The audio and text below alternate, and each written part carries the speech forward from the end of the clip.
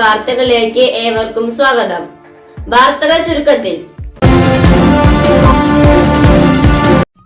സൂചനാ പണിമുടക്ക് അധ്യാപകരും ജീവനക്കാരും മണ്ണാർക്കാട് ടൗണിൽ പ്രകടനം നടത്തി.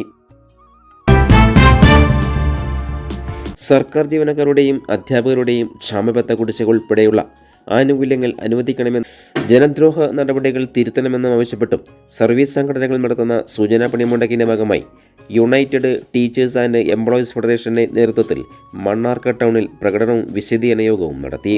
മിനി സിവിൽ സ്റ്റേഷന് മുന്നിൽ നടന്ന യോഗം KSTU സംസ്ഥാന ട്രഷറർ ഹമീദ് കൊമ്പത്ത് ഉദ്ഘാടനം ചെയ്തു.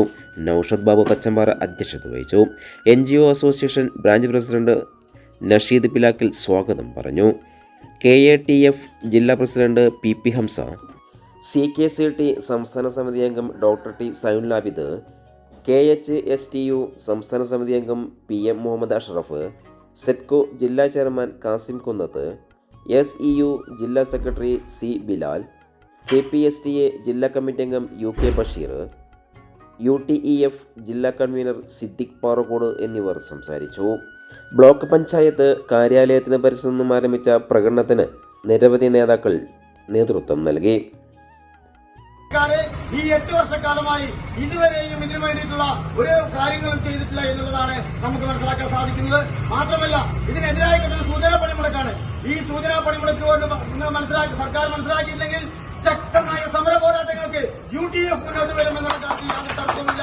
മാത്രമല്ല, ഒരു കാര്യം കൂടി പറയട്ടെ, നിങ്ങളുടെ സഖാക്കളെ നിങ്ങൾക്ക് ഓർമ്മയുണ്ടോ? 2002 അന്ന് UDFന്റെ ഭരണകാലഘട്ടത്തിൽ അന്ന് AK ആന്റണി മരിച്ചപ്പോൾ നിങ്ങൾ സമരം ചെയ്തല്ലോ. അന്നൊരു പത്രസമ്മേളനത്തിൽ ശ്രീ AK ആന്റണി പറഞ്ഞത് സാമ്പത്തിക മാന്ദ്യം കൊണ്ട് ഇവിടെയുള്ള സർക്കാർ ജീവനക്കാരുടെ ഈ അവകാശങ്ങൾ കവർന്നെടുക്കുന്ന ഒരു പ്രസ്താവന അന്ന് ലീവ് സെന്റർ നിർത്തലാക്കുമെന്ന് പറഞ്ഞ് പത്രപ്രസാരം നടത്തിയപ്പോൾ നിങ്ങൾക്കൊപ്പം ഞങ്ങൾ സമരം ചെയ്ത 32 ദിവസത്തെ സമരം ചെയ്ത പാരമ്പര്യം ഞങ്ങൾക്ക് ഈ പ്രസ്ഥാനത്തിനുണ്ട് എന്നുകൂടി ഓർമ്മിക്കാൻ ഈ അവസരത്തിൽ KSTക്കാരൻ എനിക്ക് പറയാനുള്ളത്, നിങ്ങൾ സ്റ്റേറ്റ് ടീച്ചേഴ്സ് അസോസിയേഷന് പകരം കേരള സൈലന്റ് ടീച്ചേഴ്സ് അസോസിയേഷനായിട്ട് KSTA മാറിയിരിക്കുന്നു എന്നുകൂടി സൂചിപ്പിച്ചുകൊണ്ട് ഈ സൂചനാ പണിമുടക്കിൽ പങ്കെടുത്ത മുഴുവൻ ആളുകൾക്കും അഭിവാദ്യം അർപ്പിച്ചുകൊണ്ട് ഈ